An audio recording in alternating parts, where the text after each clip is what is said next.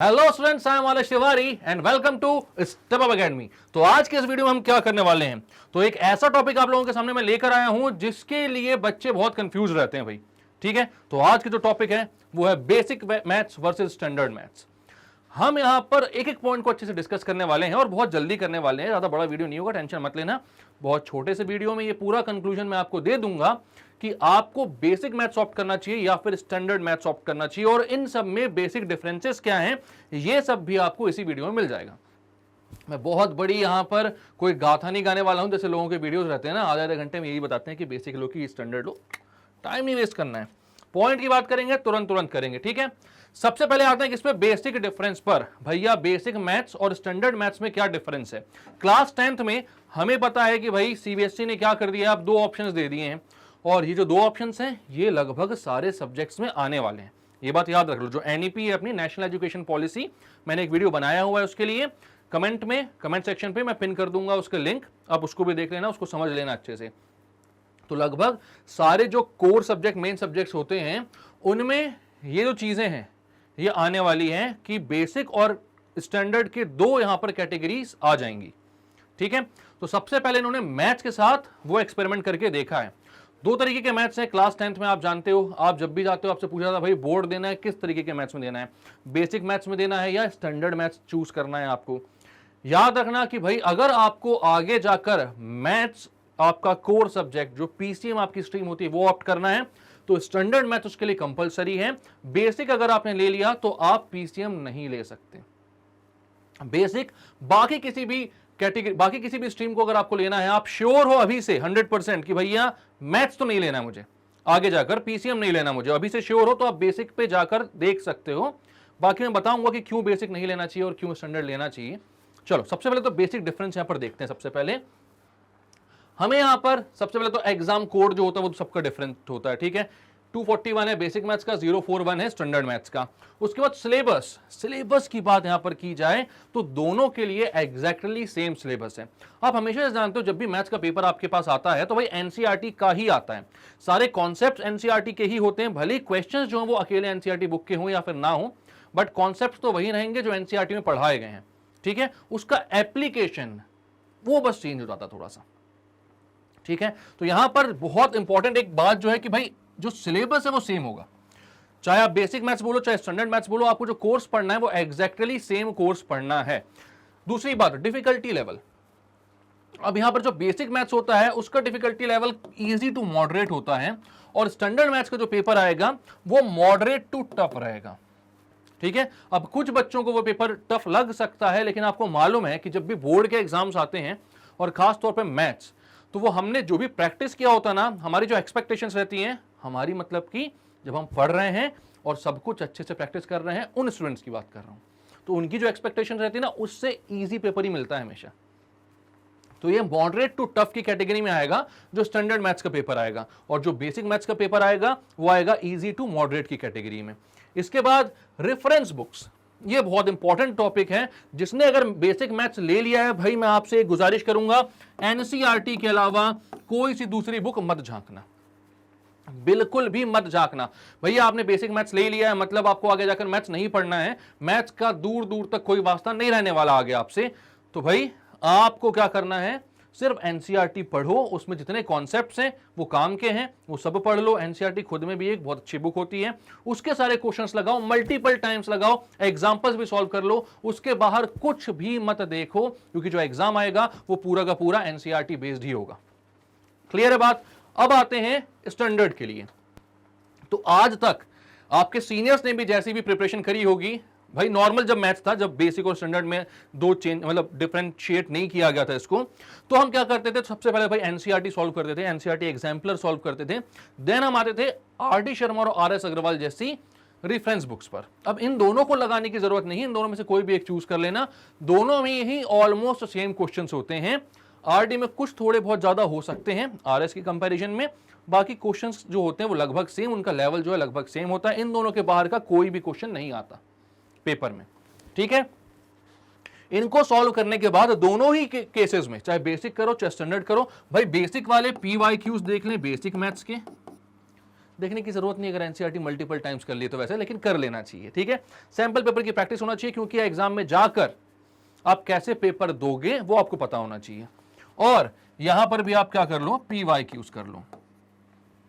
बहुत सारी बुक्स आती हैं प्रीवियस ईयर क्वेश्चंस के लिए, ठीक है, लेकिन मेरी जो पर्सनल फेवरेट बुक है वो अरिहंत है। अरिहंत को आप जरूर फॉलो कर सकते हो। यहां पर याद रखना इस केस में भाई अरिहंत की जो बुक है उसमें chapter wise previous year questions mentioned होते हैं, तो उसको देखना और अच्छे से फॉलो करना, ठीक है। तो ये बेसिक डिफरेंसेस है, स्क्रीनशॉट लेना तो उसका जल्दी से ले लो। हम आगे चलते हैं। इसके बाद जो डिफरेंस आएगा आपके एग्जाम पेपर में और उसके पैटर्न में, उसको थोड़ा सा एनालिसिस कर लेते हैं हम। तो यहां पर 4 मेन कैटेगरी में आपके पेपर को बांटा गया है। एक होता है रिमेंबरिंग, एक होता है अंडरस्टैंडिंग, एक होता है अप्लाइंग, देन होता है एनालाइजिंग। तो ये चारों ही कैटेगरीज जो हैं ये बेसिक और स्टैंडर्ड दोनों में होती है। लेकिन आपको पता है रोट लर्निंग वाली टेक्निक्स अपन को थोड़ा सा आगे बढ़ाने की कोशिश की जा रही है एनईपी के जरिए। तो जहां स्टैंडर्ड मैथ्स की बात आएगी वहां पर सिर्फ रिमेंबरिंग बेस्ड जो क्वेश्चंस होंगे कि भैया आपने याद कर ली चीज और उसका आंसर दे दिया, वो थोड़े से कम हो जाएंगे। और जब हम बात करेंगे बेसिक मैथ्स की, क्योंकि उसको इजी बनाना है उनको पेपर को, तो रिमेंबरिंग वाला पोर्शन वो ज्यादा कर देते हैं, ठीक है। अब ऑब्वियस सी बात है, जो भी बच्चा मैथ्स लेना चाह रहा है आगे ना, उसको रटने की आदत बहुत बुरी लगती है, तो उसके लिए रिमेंबरिंग वैसे ही टफ होता है। तो भाई अपन को यहां पर मजा आएगा, हमें दिमाग लगाने में मजा आता है तो वो लगाना पड़ेगा, ठीक है। बेसिक मैथ्स में रिमेंबरिंग के लिए सबसे ज्यादा मार्क्स अलॉट कर दिए गए। आप बस चीजों को, फॉर्मूलेस को याद करो और आंसर दे दो। 32 मार्क्स जो है रिमेंबरिंग के आएंगे। अंडरस्टैंडिंग टाइप के क्वेश्चंस 28 मार्क्स के आएंगे। ये भी काफी इजी, भाई आपने कोई एक कॉन्सेप्ट समझा और बस उसे यहां पर यूज कर लिया, ठीक है। उसकी जो अंडरस्टैंडिंग है उसके ही बेसिस पर आपको क्वेश्चंस मिलेंगे। अब लेकिन उनका एप्लीकेशन और एनालाइजेशन, मतलब कि भाई आपने कोई चीज अंडरस्टैंड करी, थ्योरम व्योरम आई, जो भी आई उसने आपने डायरेक्टली वहां पर सॉल्व कर दिया, लेकिन उसका एप्लीकेशन थोड़ा सा टफ लगता है भाई कि किसको कैसे यूज करें, तो उसका पार्ट यहां पर थोड़ा सा कम कर दिया है, 12 मार्क्स। और एनालिसिस करने के बाद एप्लीकेशन करना, जिस चीज को आपने समझा है उसका, मतलब आपने अंडरस्टैंड तो पहले किया, लेकिन अब जो क्वेश्चन आ रहा है वहां पर पहले आप एनालिसिस करोगे भाई कि ये किस टॉपिक का क्वेश्चन है, देन कैसे अप्लाई करना है उसमें चीजों को जो भी आपने समझा था, जो कि हायर ऑर्डर थिंकिंग स्किल्स के क्वेश्चंस होते हैं। यहां पर वैसे हॉट्स के तो कुछ भी नहीं आएंगे, जो भी आएगा एनसीईआरटी बेस्ड ही होगा, लेकिन उसमें भी जो सबसे टफ क्वेश्चंस होंगे वो इस वाले पोर्शन में आएंगे, एनालाइजिंग वाले में। और ये भी यहां पर सिर्फ 8 मार्क्स का आएगा, ठीक है। तो यहां पर आपको 80 में से 80 लाने का बहुत सुनहरा चांस है, क्योंकि एनसीईआरटी भाई मल्टीपल टाइम आप पूरे के पूरे सॉल्व कर सकते हो विद एग्जांपल्स, थोड़ी सी मेहनत कर लो बस। लेकिन स्टैंडर्ड मैथ्स की बात करें तो भाई यहां पर केवल एनसीईआरटी सफिशिएंट नहीं होगी। रिमेंबरिंग 20 मार्क्स का, अंडरस्टैंडिंग 23 मार्क्स का, ठीक है। बट अप्लाइंग और एनालाइजिंग जो है ये भी काफी अच्छे मार्क्स यहां पर कैरी करते हैं। 19 का अप्लाइंग, एनालाइजिंग 18 का, 37 मार्क्स तो यही आ गए आपके, ठीक है। तो भाई इसको बहुत अच्छे से आपको करना होता है, और जितने ज्यादा हॉट्स टाइप के क्वेश्चंस आप करोगे हायर ऑर्डर थिंकिंग स्किल से, ये वाला जो पोर्शन है वो कवर होता जाएगा, ठीक है। तो ये होता सबसे बेसिक डिफरेंस, जो बेसिक मैथ्स और स्टैंडर्ड मैथ्स में भाई दोनों मैथ्स के जो पेपर्स होते हैं उनको अलग अलग बताता है, ठीक है। चलो अब यहां पर क्वेश्चन आता है भाई कि व्हाट इफ आई फेल, अगर भगवान ने वैसे तो ना चाहे बट अगर ऐसा हो गया और हम फेल हो गए एग्जाम में, भाई नहीं पढ़ पाए अच्छे से, ठीक है। तो अगर हमने बेसिक मैथ्स लिया है तो आपको जो कंपार्टमेंट मतलब कि सप्लीमेंट्री एग्जाम देना होगा उसमें ऑप्शन सिर्फ बेसिक मैथ्स का रहेगा।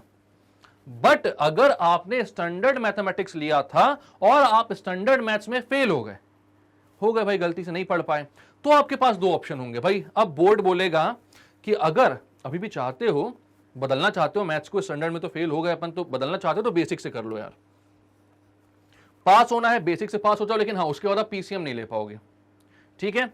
और अगर अभी भी अपन में जोश पूरा है भाई, हो गया कोई ऐसे सर्कमस्टांसेस बन गए थे हम नहीं पढ़ पाए, अब पढ़ेंगे, तो स्टैंडर्ड का भी ऑप्शन है।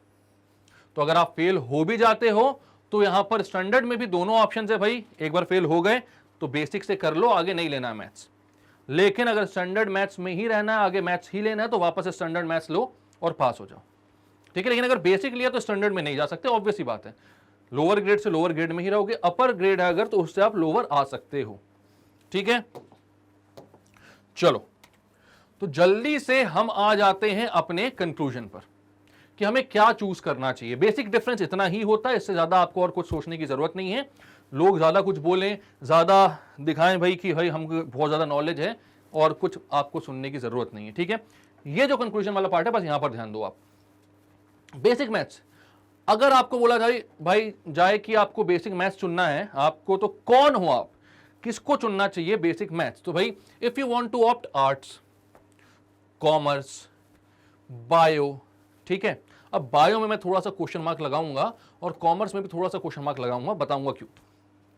और any stream like design, animation and humanities, ऐसी कोई भी स्ट्रीम में जाना, फाइन आर्ट्स वगैरह लेना है आपको जहां पर मैथ्स का कोई यूज नहीं होने वाला है, तो आप बेसिक मैथ्स ले लो खुशी खुशी। ठीक है, या आपको मैथ्स टफ लगता है और आप चाहते हो 10th में अच्छे परसेंटेज बन जाएं, साथ में आपको कॉमर्स लेना है लेकिन कॉमर्स प्लस मैथ्स नहीं लेना है, ठीक है, और बायो लेना है पर बायो प्लस मैथ्स नहीं लेना है, तो आप बेसिक मैथ्स ले सकते हो। बट इसमें क्वेश्चन मार्क इसलिए लगाया मैंने क्योंकि भैया आगे आपको जाकर सीए सीएस की प्रिपरेशन करनी है, तो कॉमर्स वालों का मैथ्स भी स्ट्रांग होना चाहिए। एमबीए में भी काफी अच्छी कैलकुलेशंस आती हैं, ठीक है।